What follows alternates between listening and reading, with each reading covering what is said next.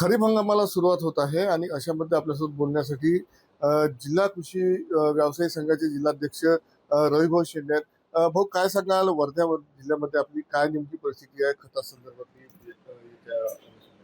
वर्धा जिल्ह्यामध्ये मुख्यतः कापूस अजून सोयाबीन हे दोन पिकं घेतल्या जातात खरीप हंगामामध्ये.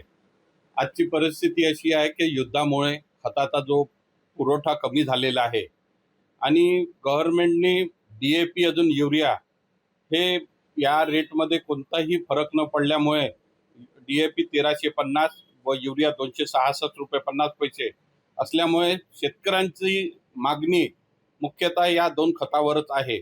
परंतु परिस्थिती अशी आहे की DAP खत आज मार्केटमध्ये नाहीच्या बरोबर आहे.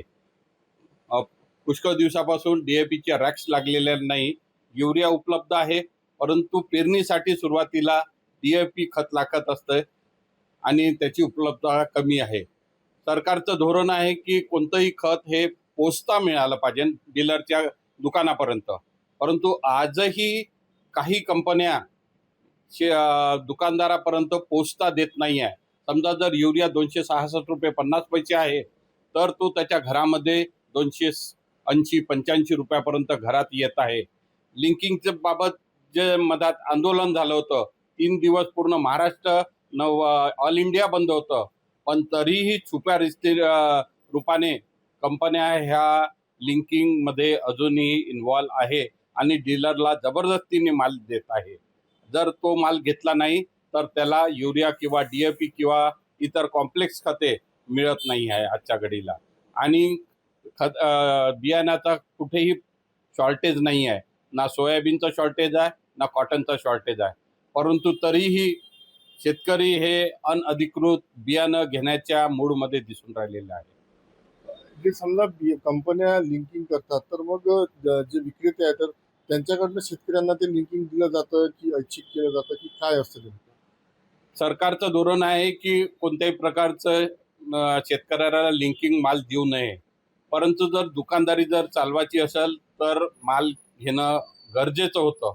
ज्या शेतकऱ्याला आवश्यकता असते त्या शेतकऱ्याला देतो आणि शेवटी बाकीचा माल दुकानदाराच्या गोडाऊनमध्ये असतो.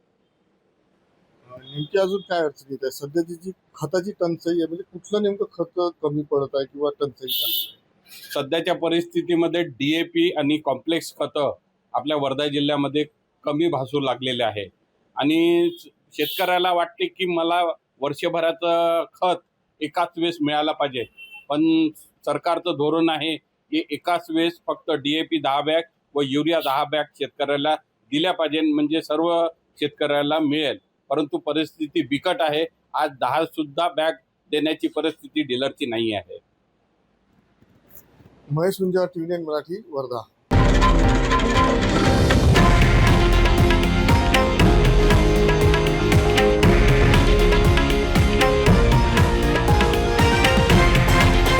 हे आहे देशातील नंबर 1 न्यूज नेटवर्क आणि आपण पाहत आहात TV9 मराठी, एकमेव.